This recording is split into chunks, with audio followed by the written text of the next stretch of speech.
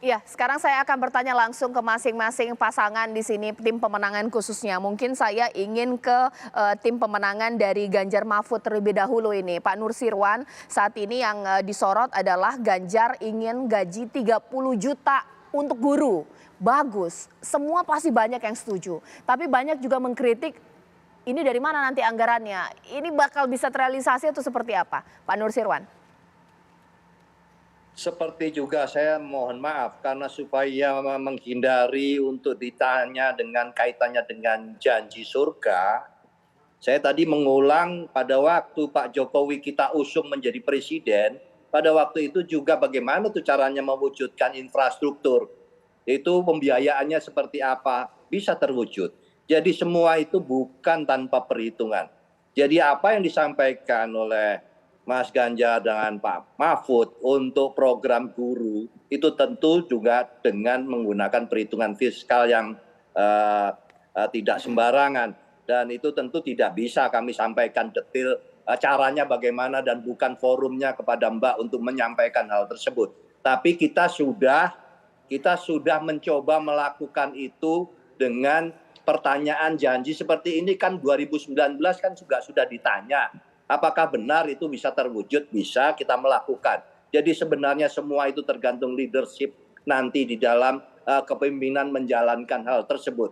Kami tidak bisa menjelaskan caranya bagaimana. Itu bukan nanti kalau sudah di pemerintahan, nanti caranya bagaimana nanti akan bisa dilihat, oh ternyata bisa. Dan ini kita bukan angin surga, bukan ansor, bukan. Kami sudah melakukannya itu ya. Jadi mungkin mohon maaf kalau belum ada mencoba, ya kita mungkin bisa dianggap demikian. Dan tentu kita dengan semuanya dengan menggunakan perhitungan. Oke, sekarang saya ke Mas Herzaki. Mas Herzaki, nah ini dari Prabowo Gibran, khususnya Pak Prabowo lagi gencar-gencarnya mendorong produksi mobil nasional. Gak cek-recek dulu, teknologi kita mumpuni atau tidak? Ini produksi mobil nasional atau produksi 1-2 saja ini, bagaimana Mas Herzaki? Iya, sebenarnya kalau kita bicara ya mengenai kemampuan kita, ini ada nih kita di berbagai daerah ada produksinya. Termasuk kita bicara misalnya produksi bahkan mobil listrik nih. Di Jawa Tengah itu sudah ada gitu untuk produksinya. Jadi kita bicara mengenai assembling sudah kita lakukan, lalu berbagai elemen komponen sudah ada. Nah, tinggal kan kalau kita bicara mobil nasional kan pemenuhan komponen dalam negerinya nih berapa persennya kan. Nah, ini yang kita akan optimalkan nantinya. Dan kalau menurut kami ini lebih kepada masalah prioritas gitu. Misalnya di era Pak SBY bagaimana beliau ini memperbaiki kondisi fiskal kita. Ada APBN, pendapatan per kapita, terus waktu itu juga stabilitas keamanan ya. Banyak teroris, kita masih ingat waktu itu ada bom hampir tiap tahun meledak sebelum eranya Pak SBY gitu. Lalu kemudian kan di era Pak Jokowi bagaimana beliau dengan punya tabungan yang luar biasa, APBN yang 4 kali lipat dari Pak SBY, punya kekuatan yang lebih mumpuni dalam membangun. Jadi beliau fokus ke infrastruktur nih gitu. Sudah sederhananya begini, kalau Pak SBY dulu itu hanya punya uang 4 juta per bulan. Ya kan, sehingga kalau mau ngutang 30% ya maksimal hanya 1 juta. 1 juta itu bisa bangun apa gitu. Tetapi dalam 5-10 tahun itu kan menjadi 18 juta. Kira-kira dari 400 triliun menjadi 1.800 triliun. Jadi, nah kalau 18 juta itu kan ngutang bisa 30%-nya berapa itu. Nah sehingga bisa banyak bangun infrastruktur yang lebih masif lagi. Nah sekarang juga sudah meningkat nih. Ya kan, dari 1.800 menjadi kira-kira 3.000-an triliun ini gitu. Dan kita lihat infrastruktur juga semakin baik yang dibangun, sehingga sekarang saatnya industri ini. Ya kan, kita Pak Prabowo ini nanti akan memfokuskan pada hilirisasi, misalnya melanjutkan apa yang sudah dilakukan oleh Pak Presiden Joko Widodo gitu. Jadi pengalaman di pemerintahan selama 10 tahun era Pak SBY dan 9 tahun sampai 10 tahun nanti di era Pak Jokowi ini akan terakumulasi, terkristalisasi di kepemimpinannya Pak Prabowo gitu. Akan semakin maksimal ya, melanjutkan juga apa yang dulu dilakukan oleh Ibu Mega, oleh Pak Habibie, oleh Pak Gus Dur. Nah, itu ini yang kelebihannya gitu. Ya. Sekarang saya ke Bang Bestari Barus bahwa janji dari Anies adalah agar sektor informal tidak jadi tunawisma atau punya rumah. Ini maksudnya bagaimana sih sederhana program KPR? Memang mereka ada duitnya buat KPR, makannya susah seperti apa? Jadi kalau ngelihat Pak Anies itu jangan ngelihat apa yang akan dia lakukan, tapi apa yang pernah dia lakukan. Sudah cukup banyak yang dilakukan Pak Anies kaitannya dengan perumahan rakyat ini. Bahkan ada 2 model. Pertama dengan model yang namanya DP 0% yang tadi saya 0 rupiah yang saya tadi sebutkan. Kedua, Pak Anies berhasil menerapkan yang namanya di DKI itu ada namanya rusunawa. Bila kau memang belum mampu, tatalah ekonomimu, bayarlah 300-400 ribu sebulan, sampai ekonomimu baik, kau bisa pindah ke yang DP 0 rupiah. Itu sudah dilaksanakan, jadi semuanya berdasarkan rekam jejak gitu. Bukan sekedar janji, tetapi telah memberikan bukti. Mudah-mudahan masyarakat Indonesia ini bisa belajar dari hal itu gitu. Jadi janji yang manis ya akan kelihatan manis bila dia di atas kertas. Tapi kapan akan terwujud? Tadi Bung Herzaki ini saya kritik sedikit saja. Ada zaman Pak SBY 10 tahun, ada zaman Pak Jokowi 10 tahun. Yang jelas sampai hari ini, kalau itu ditambahkan jadi 20 tahun, toh kita belum bisa ada alih teknologi soal mobil, engine mobil, motor dan sebagainya. Ya mudah-mudahan nanti kalau Pak Anies bisa lebih mengatur lagi tata kelola niaga kita, termasuk juga bagaimana kemudian memberikan, memaksa para pihak untuk apa? Untuk bisa memberikan alih teknologi itu supaya produksi bisa dilakukan di dalam negeri oleh anak negeri. Saya kira itu. Sekarang saya ke Mas Nyarwi. Ada komentar dari netizen yang lucu. Ini menurut saya harus saya tanyakan kepada Mas Nyarwi. Ketika janji-janji kampanye kemudian digelontorkan oleh masing-masing cawapres-cawapres, ada yang mengatakan, gak usah janji-janji kalau sudah terpilih. Sekarang kasih. Seperti itu. Bagaimana? Ya, itu saya kira pernyataan eksplisit dari pemilih ya. Pemilih itu kan kita ini dalam berdemokrasi udah banyak sekali pemilu ya. Jadi sudah sering mendengar janji ya. Dan sini saya kira ya, ini termasuk milih kritis itu Cak. Super kritis malah ya. Jadi saya kira nanti para capres-capres ini punya PR yang lebih serius ya. Termasuk nanti bisa dielaborasi juga oleh para tim kampanyenya dan juga nanti di debat. Sebenarnya caranya bagaimana sih? Nah, kalau bisa diwujudkan itu tadi kan seakan-akan sesuatu yang janji surga sehingga ada kritisisme dan skeptisisme. Nah, di sini yang saya lihat itu yang harus kemudian ditunjukkan. Mungkin tadi Pak Nusirwan menjelaskan tidak bisa didetailkan, tetapi ada hal yang secara umum bisa disampaikan saya kira ya. Misalnya constraint finansial, budgeting atau itu caranya gimana kita ngatasi kan gitu. Belum lagi sumber daya terbatas, ada problem ini dan itu semua harus sinergi, nggak bisa parsial. Karena kalau kita lihat Cak, visi misi dan detail program itu kecenderungannya kan sebenarnya kan ada unsur parsialnya. Nah koneksitasnya bagaimana nih?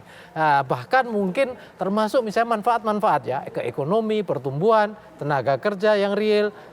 Kalau kenapa biasanya kalau ini digedein, yang ini bisa harus dikecilin kan gitu. Nah ini solusi-solusi lintas sektor itu saya kira juga harus disampaikan secara lebih baik. Saya masih ada waktu. Pak Nusirwan boleh ditanggapi apa yang dikatakan oleh Mas Nyarwi di sini?